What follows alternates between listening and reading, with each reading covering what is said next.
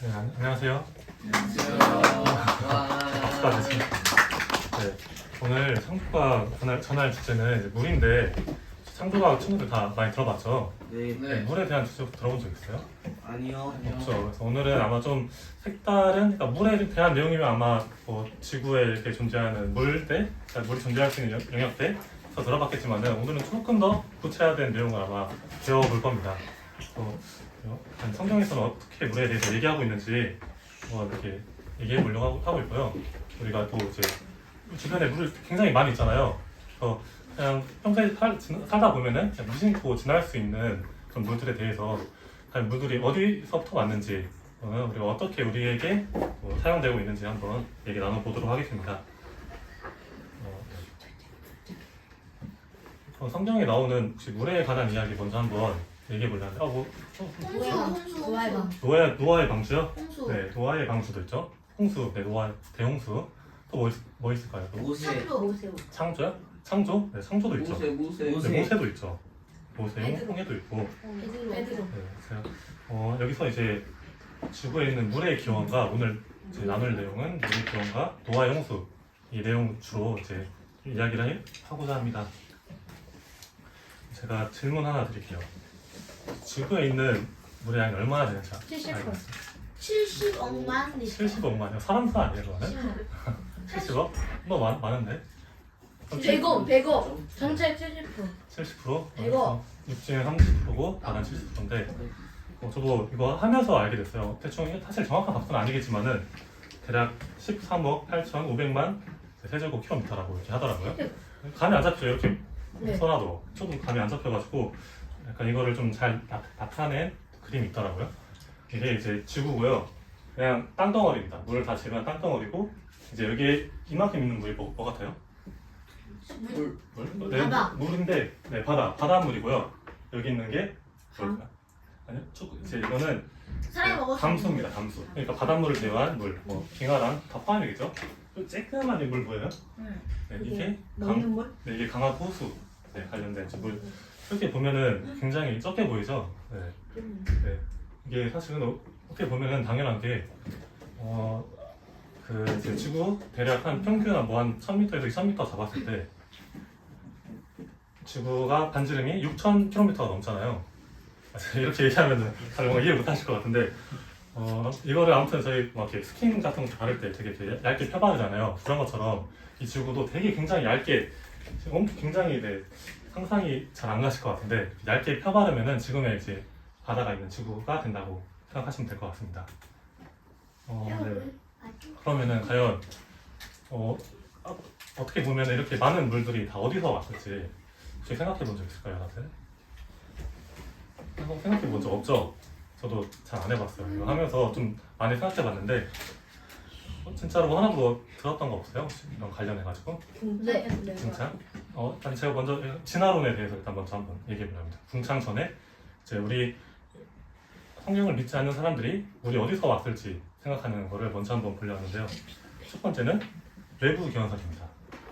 이게 무슨 말이냐 하면은 지구가 아닌 지구 밖에 다른 이제 곳에서 이제 물이 왔다는 얘기인데요. 이제 소행성이랑 해성에서 이렇게 물이 왔다고 이제 주장하는 이렇게 과학자들이 있더라고요. 그래서 이제 혹시 해성 아시나요? 다. 해성 뭐 하면은 이렇게 꼬리 달린 별 지나가는 거 보이시죠? 이제 거기 꼬리가 이제 그 얼음, 물 이제 그런 것들인데 이제 그런 물들이 지구로 들어왔다 이렇게 얘기를 하는데 이거를 이제 창조론자들은 어떻게 반박을 하느냐를 보면은 이런 그림 이제 저는 중고등학생들은 알 것 같은데 초등학생들은 본 적 없죠 이런 거. 네. 보긴 했어요. 이게 뭐냐면은 수소 총 3가지 수소를 나타낸 거예요. 첫 번째는 일반 수소, 두 번째는 중수소, 세 번째는 삼중수소인데 네, 그 양성자가 있고 양성자가 하나만 있으면 수소예요. 근데 여기에 이제 중성자가 하나가 생기면 중수소고 중성자가 2개가 생기면 삼중수소입니다. 자, 이 얘기를 왜 하냐 하면은 지구에 존재하는 이제 물의 이런 건 성분의 비율들을 이렇게 보거든요. 이렇게 보면은 이 수소와 중수소의 비율이 이제 어느 정도 이렇게 일정하게 나옵니다. 비율이. 이렇게 지구의 물은 대략에서 중수소 대 수소의 비율이 이 정도다라고 이렇게 정해져 있는데요. 근데 이제 제 정확한 연도는 기억 안 나는데 이제 해상으로 보낸 탐사선에서 물을 가져다가 측정한 결과 나온 이 중수소와 수소의 비율이 물에 있는 비율과는 아예 다르다라는 이제 그런 연구 결과가 나와가지고 이제 해상으로부터 물이 온 것이 아니다라고 그렇게 과학자들이 결론을 내렸고요. 두 번째는 지구 내부 기원설입니다. 이제 물이 생기려면은 어떤 원소가 만나야 죠? 수소 산소. 수소, 산소 써있죠. 안 써있어도 알겠지만은 네, 산소가 만나야 이제 물이 생긴다고 하는데요. 이제 이 지구가 진화론에서 말하기를 빅뱅이 터지고 입자들이 되게 막 수소, 산소 입자들이 합쳐지면서 지구가 만들어졌다 주장을 하잖아요. 그런 가운데 수소와 산소가 만나면서 이런 것들이 화산 분출로 인해서 물이 되었다고 이렇게 얘기를 하고 있습니다. 근데 이런 이론을 처음 들어봤을 텐데 좀 말이 될 것 같아요? 아니요. 안 될 것 같아요? 그래요? 저도 좀 보면서 이 굉장히 많은 물이 생기려고 하면은 엄청나게 많은 수소와 산소가 이 땅 속에 있어야 하는데 실제로 이제 그렇지도 않고 이런 것들이 만나서 이렇게 지금의 바다를 이루기에는 좀 비현실적인 게 있지 않나 싶습니다. 이거는 약간 작은 투명한 간인데요. 여기 지금 산소하고 수소가 들어있어요. 그래서 불을 만드는 실험을 하는 겁니다. 네, 이렇게 스파크를 탁 주면은 얘가 이렇게 열을 내면서 이제 물이 생기는 거예요. 네? 방금 보면은 처음하고 다르게 약간 김 같은 거 생긴 거 봤어요? 한 번 더 보여줄까요? 잘 봐봐요. 지금 투명한데 보면은 김 같은 게 생겼죠. 이런 식으로 이렇게 물이 이렇게 생긴다라고 주장하는 내용이 있고요. 마지막으로 세 번째는 지구 초기 대기 웅축설. 이건 조금 이해하기 쉬울 것 같아요. 이제 지구가 있으면은 전전 시간에 배웠나요? 지구 중력이 있어야죠. 이러한 지구가 중력으로 주변에 있는 산소, 물, 수소를 합쳐서 이러한 물들이 만들어졌다. 이런 얘기를 이제 진화론자들이 주장을 하고 있습니다. 그래서 이제 제가 진화론에서 말하는 이제 물의 기원에 대해서 이제 말씀을 드렸고, 이제는 창조론에서 말하고 있는 성경이 말하고 있는 이제 내용과 과학적인 사실을 가지고 물의 기원을 잠깐 설명할 건데요. 그 전에 이제 제가 좀 이 이론과 좀 법칙에 대해서 조금 친구들에게 한번 관점을 얘기해 보려고 하고 있습니다. 친구들 이론과 법칙의 차이를 알고 있어요? 올라가 있어요? 이론은 뭐고 법칙은 뭔지? 이론은 네. 일거다. 일거다, 그렇죠? 일거다. 법칙은 이다. 무조건. 이다. 이게 어떤 거냐면은 진화론이나 창조론 같이 가설을 세웁니다. 이렇게 할 것 같은데 그것을 그리고 증명한 것이 법칙이 되는 거고요. 그 증명을 하지 못하면은 그냥 단순한 이론 가설에서 끝나는 거죠. 그러면은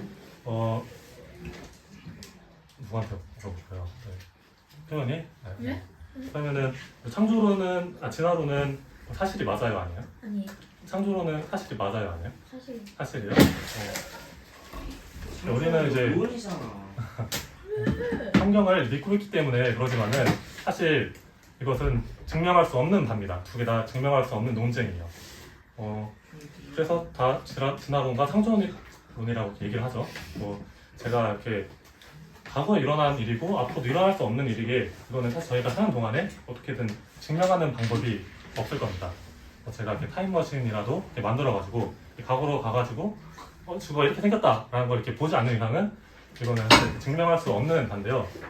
그래서 우리가 이 창조 과학을 하는 이유가 무엇이냐 하면은 성경 내용을 가지고 과학적인 사실로 봤을 때 이러한 내용들이 정말 맞다라는 것을 좀 주장할 수 있기 때문에 저희 이렇게 창조론을 주장하는 사람들과 진화론을 주장하는 사람들 간에 그런 좀 대립이 이제 생기는 거겠죠.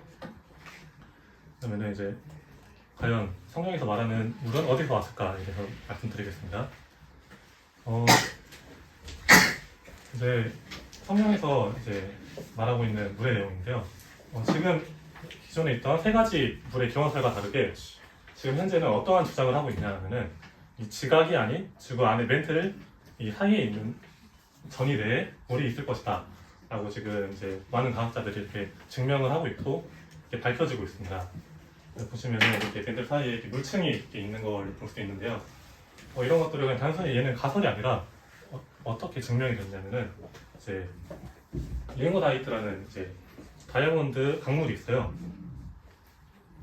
이렇게 생긴 이제 강물인데 이게 이제 밑에 이제 화산 활동을 통해서 나온 이제 강물이 이게 발견이 된 것이죠. 그래서 멘틀에서 나온 이제 강물이 그러니까 물을 가지고 있다라는 것을 이제 과학자들이 이제 확인을 하고 논문도 내고 했습니다.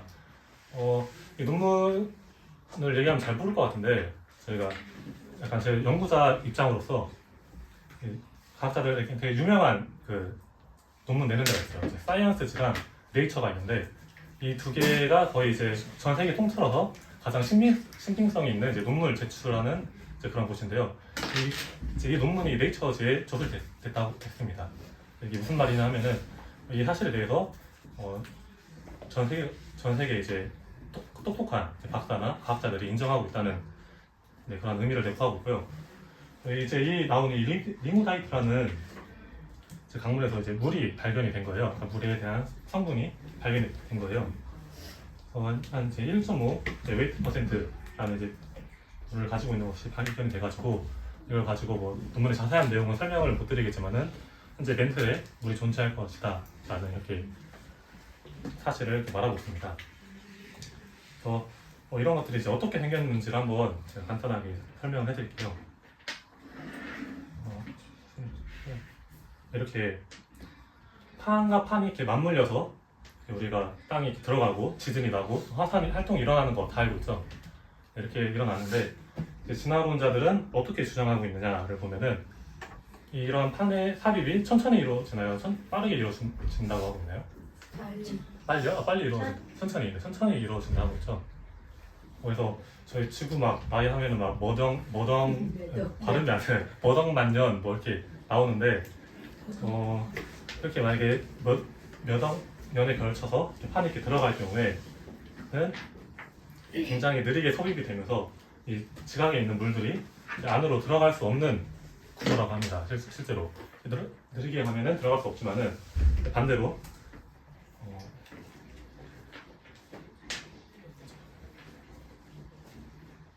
조금만 이렇게 느리게 가면은 안에 물들이 들어갈 수 없고 이렇게 바로바로 이렇게 나오는 게 이제 땅의 구조인데요.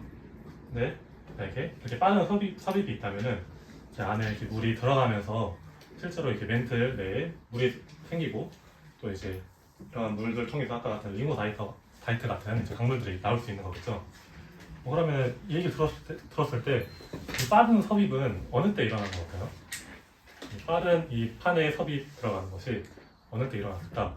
성경에서 언제 이것을 말하고 있냐 하면은 이제 대홍수 때 이제 이러한 판의 섭입이 빠르게 일어났다. 그래서 이제 물들이 많이 들어가고 홍수 이후에도 아마 몇 년 동안은 계속 그런 판의 이동들이 있으면서 그런 물이 들어갈 것이다라고 주장을 하고 있습니다. 그러면은 이렇게 지금 현재 그 진화론자들이 말하고 있는 이제 경험설과 다르게 멘틀에 물이 존재한다는 성경학자들의 이제 말을 볼 건데요. 이제 그 전에 성경에서 물이 어떻게 언제부터 존재했는지를 한번 보겠습니다. 창세기 1장 2절 말씀인데요. 같이 한번 읽어볼게요. 시작. 땅이 혼돈하고 그리고 하늘의 영은 수면 이게 혹시 창조 몇째 날에 이루어진지 아나요? 첫째 날. 자, 말씀은 제가 줄일까봐 갖고 와봤어요. 1절에 하나님이 성지를 창조하시니라. 그리고 하나님이 혼돈하고 공허하며 흑암이 깊은 위에 있고 하나님의 영은 수면 위에 운행하시니라. 이렇게 얘기하고 있죠. 그리고 이제 빛이 있고 빛과 어둠이 나는 사이는 첫째 날이다 라고 이렇게 얘기하고 있는데요. 저는 그래서 이거 어떻게 만들면은 하나님께서 이제 빛을 만드시기 전에 이제 천지를 창조하실 때 이 땅이 존재하고 이제 이러한 물들이 함께 하나님과 함께 있었음을 좀 이렇게 보았습니다. 그때는 완전 흑암, 빛이 아무것도 없는 상태에서 여기는 지금 물이 좀 잔잔하게 흘러가고 있는데 아마 이런 것도 없이 그냥 새카만 그런 물 속에서 하나님이 그냥 수면 위에 계시는 모습을 조금 상상해 보았는데요. 친구들도 한번 상상했을지는 모르겠습니다만 이렇게 천지 창조 전에는 이러한 모습들을 가지고 있을 것이라고 생각이 됩니다. 그러면 이제 노아 홍수에 대해서 이제 얘기해 볼게요.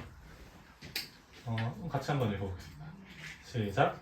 홍수가 땅에 가스를만 적시된지라 물이 많아져 강수가 땅에서 떠올랐고 물이 더 많아져 땅에 넘치네 강수가 물에 떠다녔으며 우리 땅의 더운 넘치네 천하의 높은 강에 담겼더니 우리 물로서 쉬고 빛이나 오더니 산들이 잠긴지라.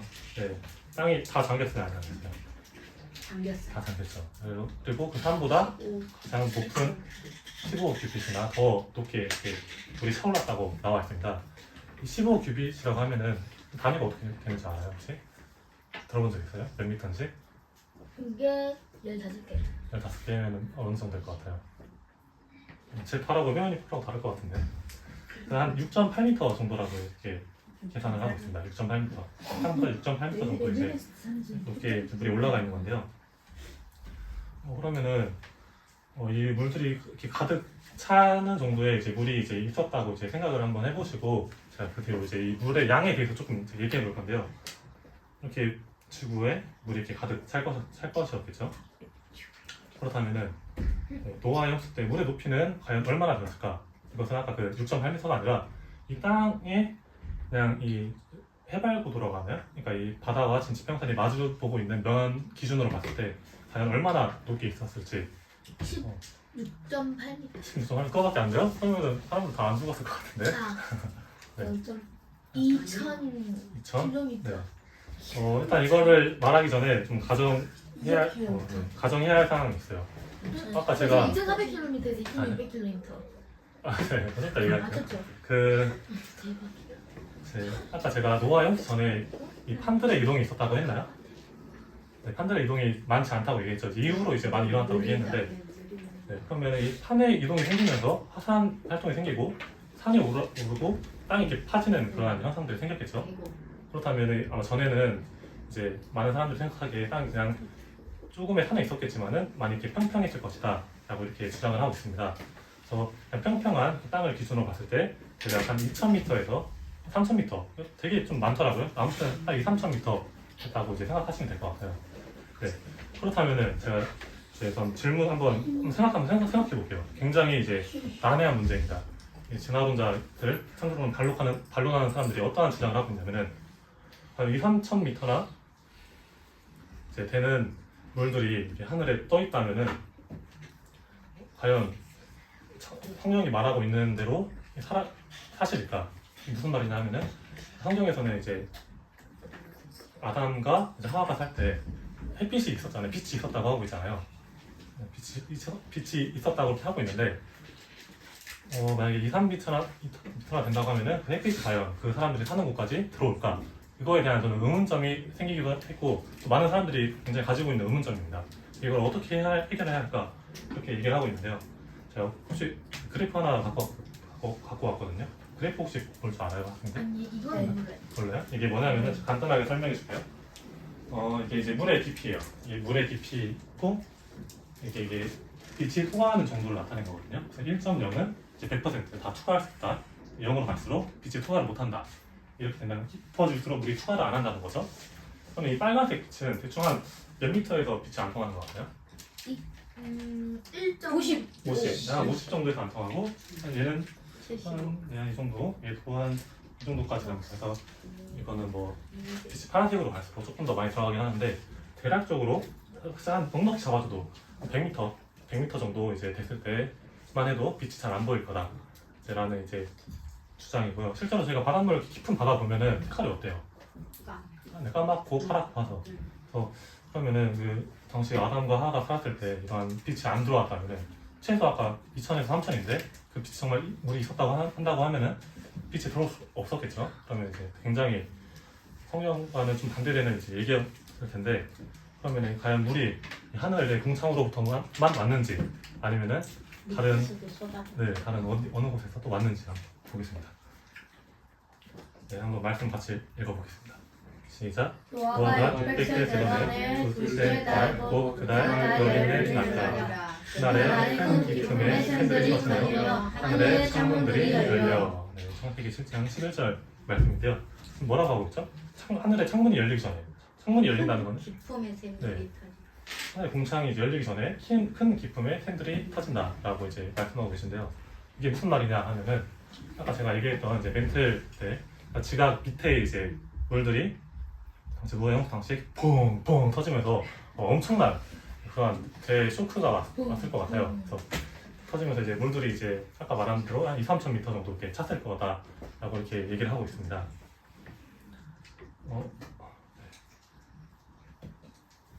흔들이 터지면서 이렇게 왔을 텐데요.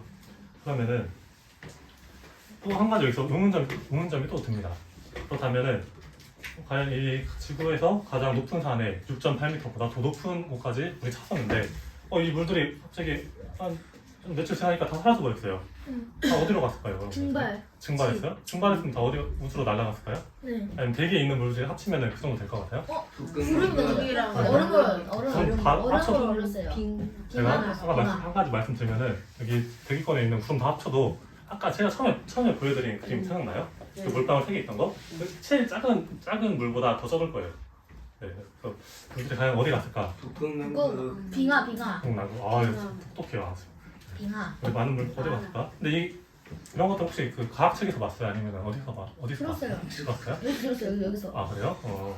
네, 말씀 한번 보겠습니다. 먼저 시편 104편 6절 8절 말씀 볼 건데요. 제가 읽을게요. 옷으로 덮은 같이 주께서 땅을 깊은 바다로 덮으시네. 물이 산들 위로 솟아 올랐으나 주께서 꾸짖으시니 물은 도망하여 주의 우레소리로 말미암아 빨리 가며 주께서 그들을 위하여 정하여 주신 곳으로 흘러갔고 산은 오르고 골짜기는 내려갔나이다. 이렇게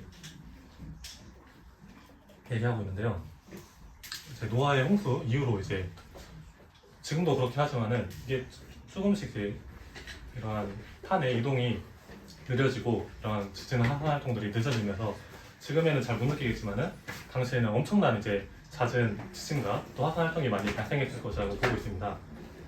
그래서 그렇게 생긴 이제 이러한 바다에 있는 해구들과 또 산들이 이렇게 생겨나면서 땅에 깊은 곳이 생기고 높은 곳이 생겼겠죠.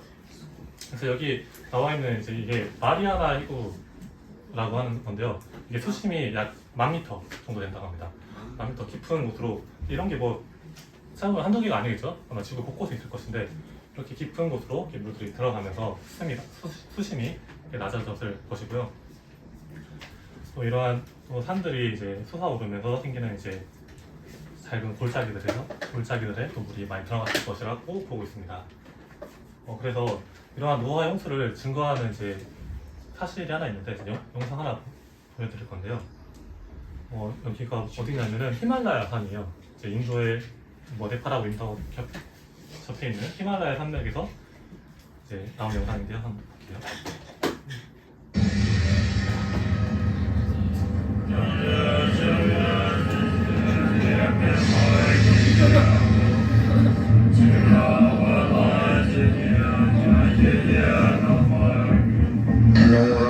Цени, теперь уже бычат, или вы хотя бы до подгонять.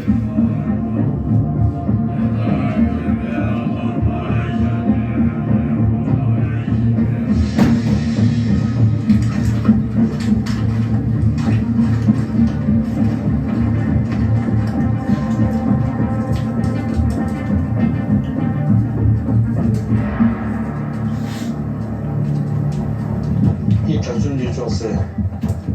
Тенэ живу Хималайи цицилгин гуту.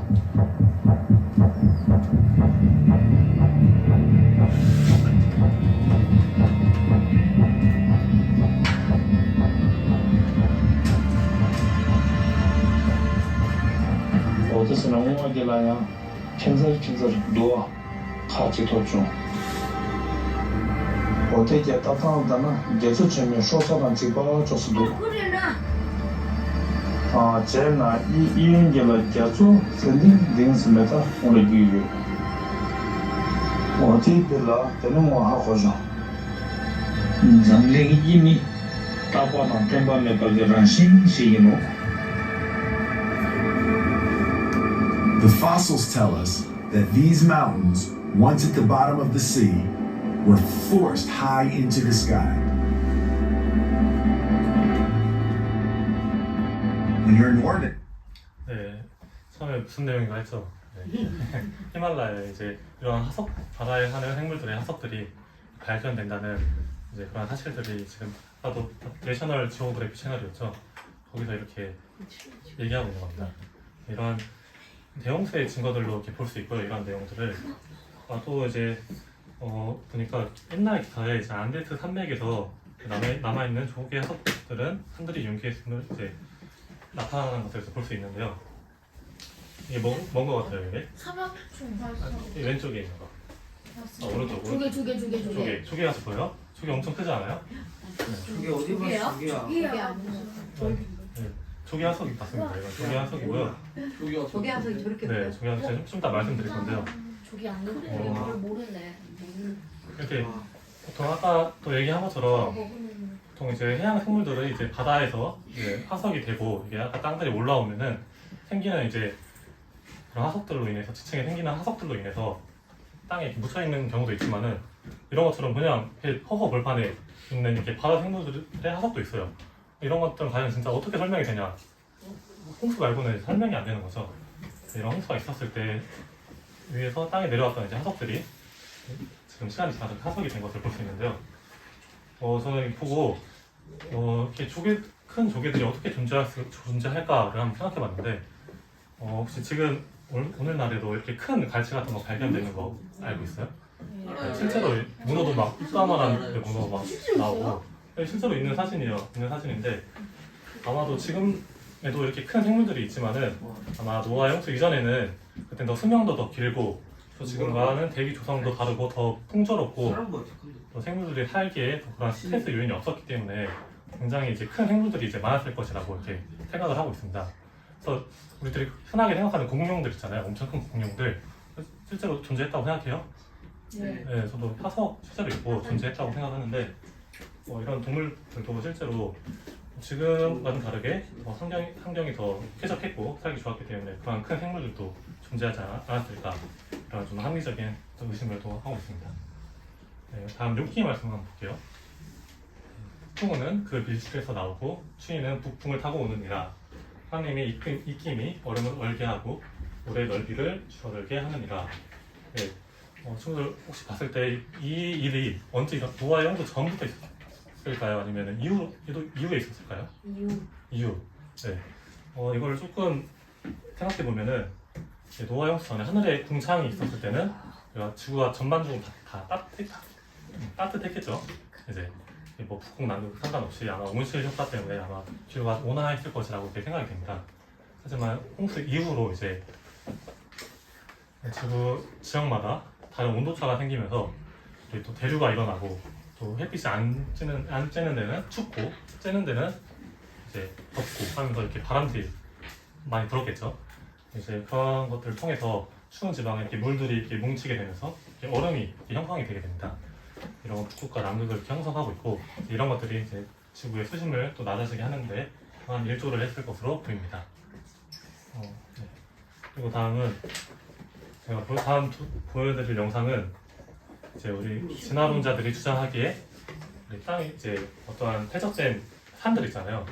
엄청 큰 산들, 예를 들면은 뭐 그랜드 캐니언 같은 이제 지층들이 대개 한 몇억 년에 걸쳐서 이제 생성이 됐다고 이렇게 하는데 실제로 그렇지 않고도 한 몇 년만으로도 그런 게 형성될 수 있다라는 걸 좀 보여주는 동영상입니다.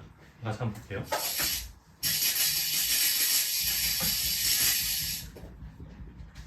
Mount St. Helens is one of the most important geological sites. This volcano erupted on May 18, 1980, about 40 years ago. Tragically, 57 people died, and $1 billion worth of property was destroyed in this eruption. Amazingly, over 230 square miles of forest were immediately flattened by the eruption's blast. But nearly 40 years later, no one ever knows if this area has recovered once again a beautiful wilderness. While this eruption was tragic, but it gave journalists mass amount of first-hand data on the catastrophic event. Watching one relatively small volcano compared to volcanoes in the past era, and the incredible changes that it brought to this landscape, well, it really challenges the evolutionary belief that these slow, gradual processes have shaped our planet.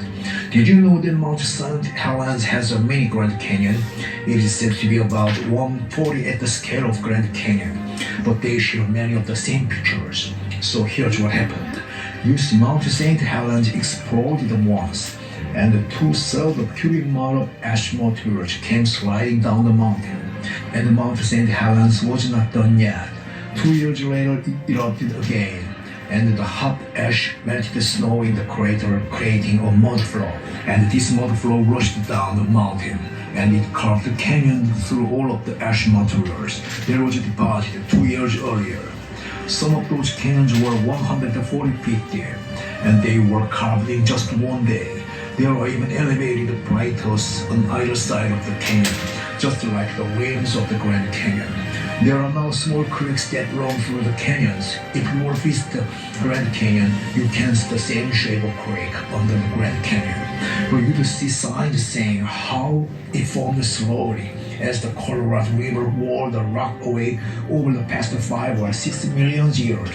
But the real Grand Canyon, with many of the same features, formed rapidly right before our eyes. The Grand Canyon wasn't slowly formed over millions of years. It was formed in a very short time through a cataclysmic change in the past. It's just 4,300 years ago, Noah's Great Flood. The eruption of Mount St. Helens is just a minor catastrophe in comparison to the global flood of Noah's Day, recorded in Book of Genesis.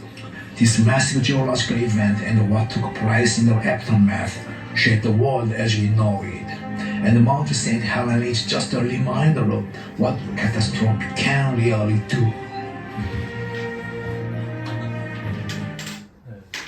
그랜드 캐니언이 어떠한 일로 만들어졌다고 하겠어요? 네, 노아 형수로 만들어졌다고 하고 있죠. 여러분들이 어떤 걸 믿으실지 모르겠어요. 믿으실지 모르겠는데 이렇게 세인트 헬렌 산을 통해서 실제로 노아 형수로도 그랜드 캐니언 같은 큰 이제 그런 지형이 만들어질 수 있다라는 것을 이렇게 보여주고 있습니다. 제가 잠깐 다른 연력학 이화 법칙에 대해서 잠깐 조금 물어가는 좀 다르게 얘기를 하나 이렇게 해주려고 하고 있습니다. 창조학 하시는 분들이 연력학 법칙에 대해서 말씀을 많이 하시더라고요.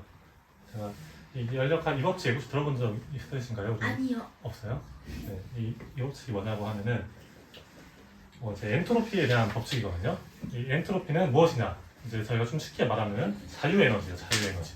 그러니까 물체는 어떠한 정돈된 상태에서 이렇게 무질서하게 자유롭게 이제 가려고 하는 게 모두가 이렇게 자유롭게 되려고 하는 게 그런 법칙을 가지고 있다라는 그런 제 법칙인데요. 제가 법칙은 뭐라 했죠? 증명된 사실을 통해서 검증된 바라 했죠. 실제로 이거 모든 뭐 이런 저희가 우리를 이루고 있는 원소들, 지구, 우주 전반적인 그런 물리 법칙에 관해서 이렇게 이루어지고 있는 사실인데요. 저는 지금의 지구에 존재하는 이렇게 물이 있기까지 과연 처음에 제가 말씀드렸던 물의 기원서를 가지고 얘기했을 때 이 연력학 이 법칙에 크게 위반이 되지 않나 싶습니다.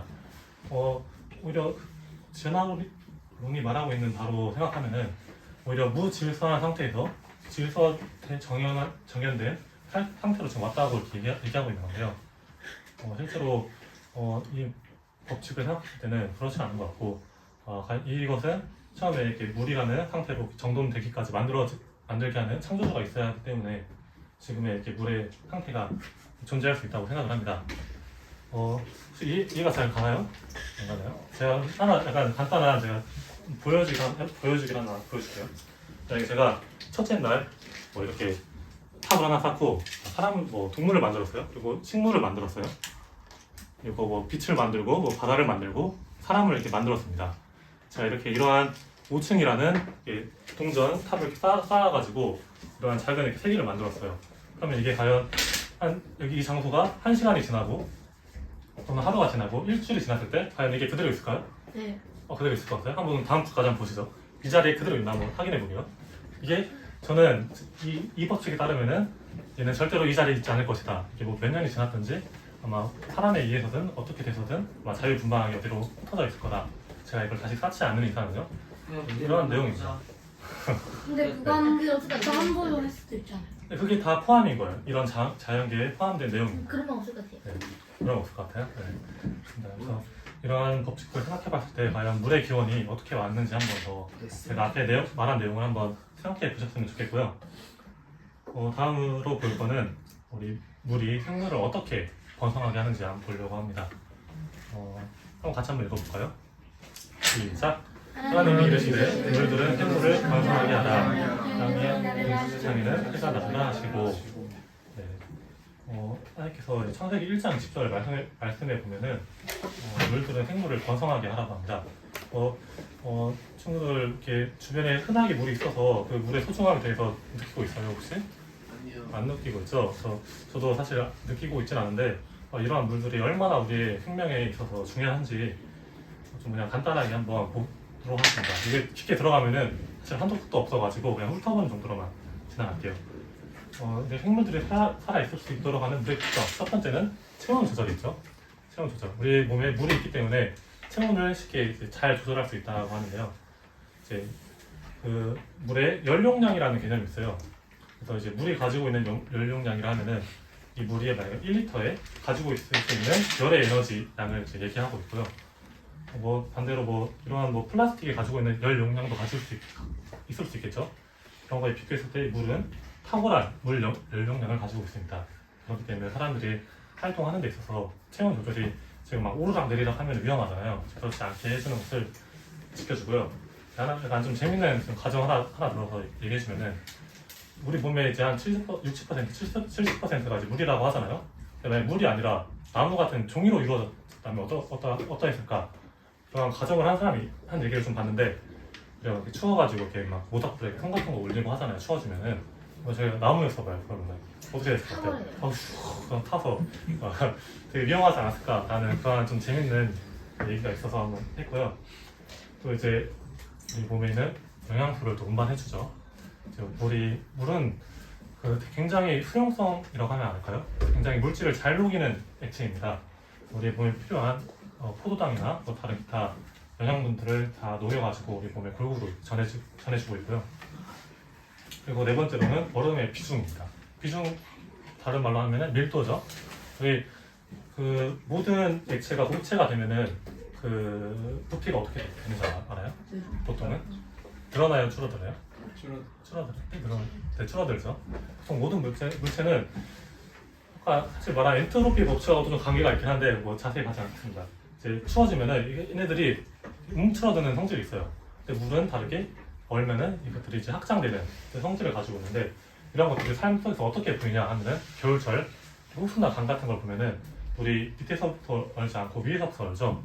이게 이렇기 때문에 이제 물고기들이 살아갈 수 있는 환경이 되는 건데 이렇게 밑에서부터 얼어가지고 위에까지 다 얼면은 더 얼겠죠. 근데 만약에 위에서부터 얼면은 일단은 좀 약간 단열이 됩니다. 그래서 물의 온도도 일정하게 유지가 되고 물고기들이 이제 살아갈 수 있는 환경을 이렇게 만들어 주는 거겠죠. 이렇게 물에 관련해가지고 생물이 살아갈 수 있게 하는 많은 도움을 주고 있습니다. 다 나오진 않겠지만은. 네. 그리고 이건 약간 좀 과학적이진 않을 수 있는데요. 이게 사실 옛날부터 이런 좀 주장이 많았어요. 근데 이거 사실인지 아닌지는 확인할 수 없는 거겠지만은 약간 여러분들에게 좀 약간 좋은 말 한번 해주고 싶어서 갖고 왔습니다. 이제 글씨에 따른 물의 결정되는데요. 사랑, 감사, 이거는 망할 땡, 기도 전에 물의 결정, 기도 후에 물의 결정, 바보. 보면은 확실히 좋은 말 했을 때 결정들이 예쁘죠. 네. 안 했을 때 안 예쁘다 하는데 믿거나 말거나 하지만은 저는 그래도 우리 몸에 아까 70%, 70%가 이제 물이라고 했는데 친구들이 이제 나쁜 말을 하는 것보다 좋은 말을 했을 때 정말 친구들 몸과 마음과 얼굴이 더 아름답게 되지 않을까 하는 생각을 조금 그렇게 해주면 되게 잘생긴 얼굴이 될 수도 있겠죠. 네, 하고 싶어서 넣었고요. 차은우한테 못생겼다고 말해야겠다. 네, 아무튼 안 했어요, 근데? 그리고 이제 마지막으로 성경에서 말하고 있는 물의 또 다른 메시지 한번 보고 이제 마지막으로 마치고 끝내려고 하는데요. 같이 한번 읽어볼까요? 첫 번째 시작. 내가 주는 물을 마시는 자는 영원히 목마르지 않느냐. 내가 주는 물은 물속에서 영생하도록 하는 물이 있으리라. 네, 요건 4장 14절 말씀. 우리가 마시는 물은 우리의 생명을 활동을 하는데 굉장히 꼭 필수적인 존재죠. 없으면 사람이 살아갈 수 없고 다른 기타 동식물도 살아갈 수 없을 것입니다.